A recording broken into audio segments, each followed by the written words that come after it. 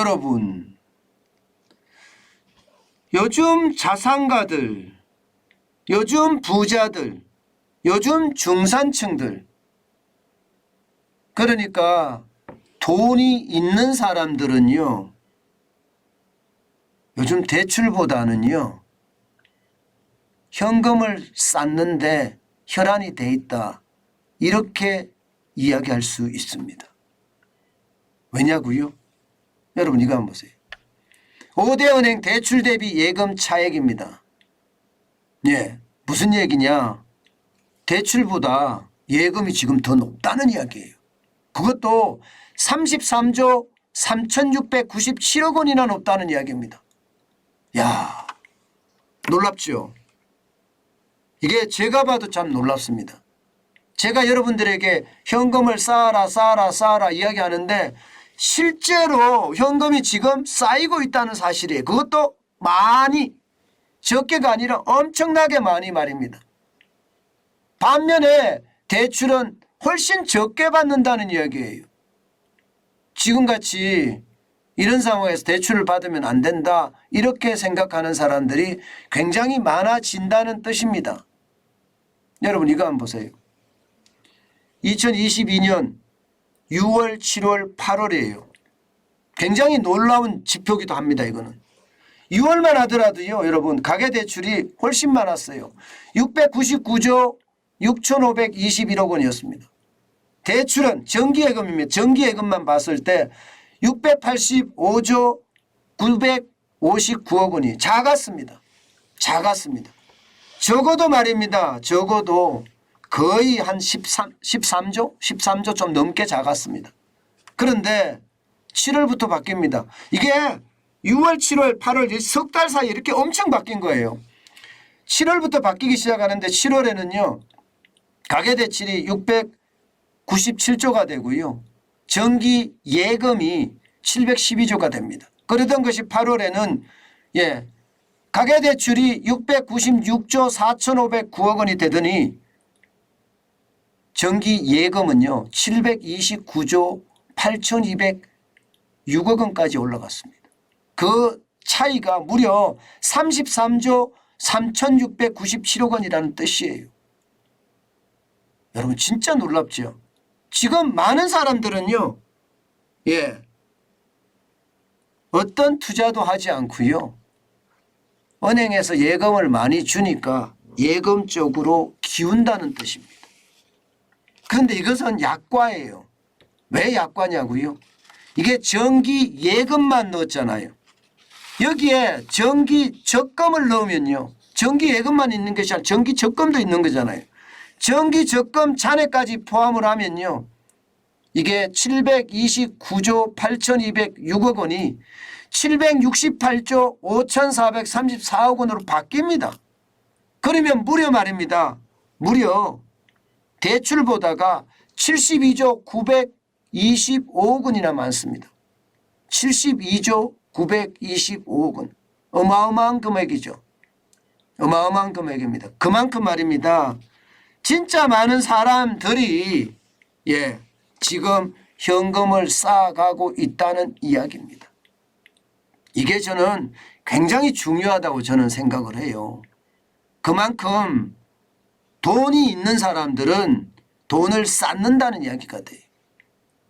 물론 여러분 이자를 많이 주니까 가서 쌓는 것도 있습니다.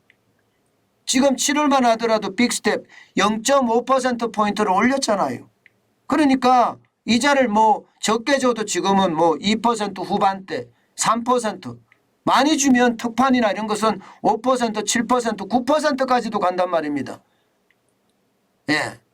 물론 5대 시중은행의 9%라는 금리는 잘 없지만 말입니다. 특판의 경우 미끼 상품 쉽게 말하면. 다시 말해서 수신금리가 굉장히 높아지니까 이자를 많이 주니까 많은 사람들이 쌓는 것도 있습니다. 그러나 더 중요한 것은요. 더 중요한 것은 투자할 데가 없다 이렇게 생각하는 거예요. 투자할 데가. 주식시장 와르르죠. 부동산 시장은 지금 우당탕이라고 이야기할 정도로 지금 급전직하하는 모양새거든요. 비트코인도 마찬가지입니다. 비트코인도 굉장히 떨어지고요. 아마 비트코인은 앞으로 더 떨어질 가능성이 있을 거예요. 김치 프리미엄, 아마 김치 프리미엄이라는 것도 이제 이게 제도권 안으로 들어오게 되면 다 사라질 거예요. 예. 완전히 사라지지는 않을 수도 있어요. 당분간은. 그러나 뭐 비트코인 가격이 뭐 미국에서나 우리나라에서나 일본에서나 거의 비슷비슷한 가격으로 형성돼야 되는데 10% 20% 높을 이유가 없거든요. 대한민국에서. 이거는 누군가의 장난질이라고 보거든요. 어쨌든 비트코인 암호화폐도 가라앉고 있어요. 예. 여기에다가 조금 더 심하게 가면 말입니다. 금이나 원도 지금은 떨어지고 있다 이렇게 이야기할 수가 있는 거거든요. 왜냐하면 금리를 올리면 금은 이자를 못 받으니까 떨어지거든요.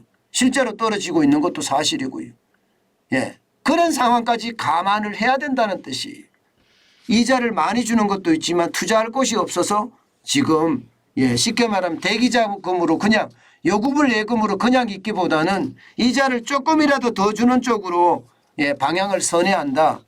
그렇게 이야기할 수도 있다는 뜻입니다. 여러분, 제가 현금을 쌓으라는 이야기를 굉장히 많이 하고 지표를 그때 바뀔 때마다 여러분들에게 설명을 드리는데 그 설명이 사실이잖아요. 지표가 그렇게 말하고 있잖아요. 그렇다면 여러분 반드시 우리도 준비를 해 가야 된다는 뜻이에요. 그렇지 않으면 이 커다란 위기 속에 기회가 분명히 담겨져 있는데 그 기회를 잡지 못할 수도 있다는 거 우리 알고 있자고요. 네, 다음 소식입니다. 다음은요 이겁니다. 저축은행 부실, 이러다 위기 온다? 여러분, 저축은행 부실에 대한 이야기는 제가 여러 번 말씀을 드렸습니다. 물론 저축은행이 굉장히 많으니까 뭐 어떤 것은 굉장히 건전하고 어떤 것은 좀 부실하고 이렇게 다양하게 포진되어 있는 것은 사실입니다. 그렇지만 여러분, 제가 지금 보여드릴 지표를 보면 야, 이게 괜찮을까? 진짜 괜찮을까? 이런 생각을 할 수밖에 없습니다. 우리나라에서 가계대출이 많은 상위권 저축은행 5곳이에요. 5곳. 5곳의 부실 여신 증가율을 보면요. 여러분 놀라지 마세요. 이게 전년 대비했습니다. 전년 대비해서 43.06%가 늘어났습니다. 부실 여신이. 와우, 충격적이지 않으세요? 제가 봐서는 굉장히 충격적입니다. 작년 대비해서 부실 여신, 쉽게 말하면 돈 안 갚는 사람들이 43.06%가 늘어났다는 사실은 저축은행의 위기를 점점 몰고 오고 있다 이렇게 이야기할 수가 있는 겁니다. 실제 금액으로 보면 말입니다. 작년 6월 말 현재 9,836억 원이었습니다. 그런데 올해 6월 말 현재 1조 4,072억 원입니다. 1조 4,072억 원. 그러니까 43.06%가 늘어난 거죠. 사실 부실 여신이라는 것은요. 결국 말입니다. 손실로 분류되는 대출이라고 이야기할 수가 있습니다. 그래서 더 위험하다고 보고 있는 거고요. 이게 6개월 이상 연체된 무담보대출, 이게 부실 여신에 해당되거든요. 그래서 충격적이라는 이야기입니다. 좀 더 구체적으로 가보실래요? 금액이 어디가 많은지. SBI 같은 경우는요. 그나마 부실 여신이 좀 덜 늘어났다 이렇게 이야기할 수가 있나요? 1687억 원에서 2380억 원 늘어났으니까요. 그러나 OK저축은행 보세요. 4676억 원에서 7223억 원까지 늘어났습니다. 웰컴저축은행도 1611억 원에서 2176억 원까지 늘어났고요. 페퍼저축은행도 1025억 원에서 1316억 원으로 늘어났습니다. 에큐원 저축은행도 마찬가지입니다. 837억 원에서 977억 원의 내용이 더 늘어난 겁니다. 이것을 다 합쳐보면 1조 4,072억 원이 된다는 이야기입니다. 저는 이게 이러다가 진짜 위기 온다는 말이 현실화될까 사실 무서워요. 사실 무서워요. 또 다른 지표를 한번 보실래요? 진짜 올 수도 있다는 이야기를 제가 말씀을 드리고 싶은 겁니다. 이거 한번 보세요. 이게 쉽게 말하면 순고정 이하 여신 비율을 말하는데, 이게 순고정 이하 여신 비율이 높아지면 높아지는 만큼 쉽게 말하면 악성 대출이 많아진다는 뜻이에요. 높아지면. 자, SBI 같은 경우는 작년에 0.87이었는데 올해 0.59니까 오히려 낮아졌죠. SBI는 좋아졌다는 이야기가 되는 겁니다. 그러나 OK저축은행은 작년에 1.87이었는데 올해 2.15까지 늘어났다는 거예요. 늘어났잖아요. 더 위험해졌다는 겁니다. 웰컴저축은행도 1.11에서 1.26으로 늘어난 겁니다. 페퍼저축은행도 마찬가지입니다. 1.01에서 1.38로 늘어났고요. 에큐원저축은행도 1.47에서 1.63으로 지금 늘어나고 있습니다. 결국은 자산 부실이 더 커진다는 이야기잖아요. 더 커진다는 이야기. 그래서 충격이 될 수밖에 없다는 겁니다. 문제는 여기서 정지가 아닙니다. 여기서 정지가 아니라 당장 말입니다. 9월, 10월, 11월 들어가면 들어갈수록 더 심각해질 거예요. 왜냐하면 코로나 만기 대출 연장 이게 일단 9월 31일로 종료한다고 했잖아요. 이 중에 일부는 최악으로 올 거란 말입니다. 정부가 빚을 탕감해 준다고 하더라도 저축은행에도 영향을 미칠 수밖에 없습니다. 이게 133조 3천억 원을 다 정부가 떠맡을 수 있는 건 아니기 때문이에요.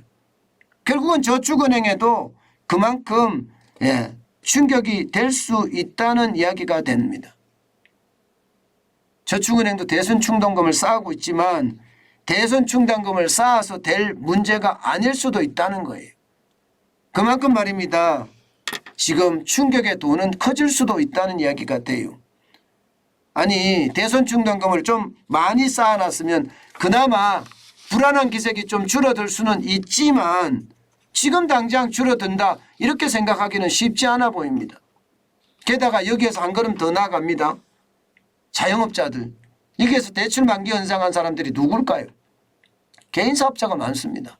소기업이 많습니다. 중기업이 많습니다. 그러면 소기업, 중기업, 개인사업자까지 이거 터지면 감당하기 쉽지 않아요. 지금 장사가 잘 되면 다행인데 장사가 잘 안 된단 말입니다.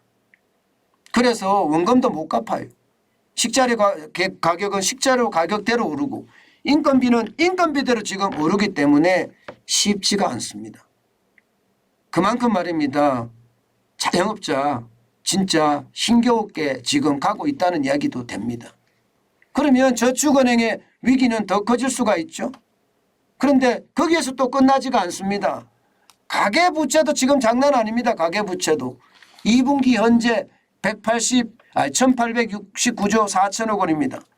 이 가계부채 안에는 말입니다. 실제 이 영끌한 청년들 그리고 벌이가 시원찮은 노령층들 여기에 다중채무액도 심각한 수준이거든요. 특히 저축은행에서 노령층이 빌렸거나 청년층이 빌린 것도 장난 아닙니다. 실제 저축은행에서 빌린 노령층의 돈을 보면 2조 1천억 원이나 돼요. 2017년 대비해 보면 78.1%가 증가했습니다. 청년층도 마찬가지입니다. 11조 1천억 정도 되는데 2017년 대비해 보면 71.1%가 늘어났습니다. 결국 말입니다. 지금 저축은행의 어떤 위기가 더 커질 수 있는 요인만 많다는 이야기잖아요. 여기에다가 저축은행이 부동산 PF 대출이라고 하나요? 부동산 개발 대출을 굉장히 많이 했어요. 건설업이나 부동산에 말입니다.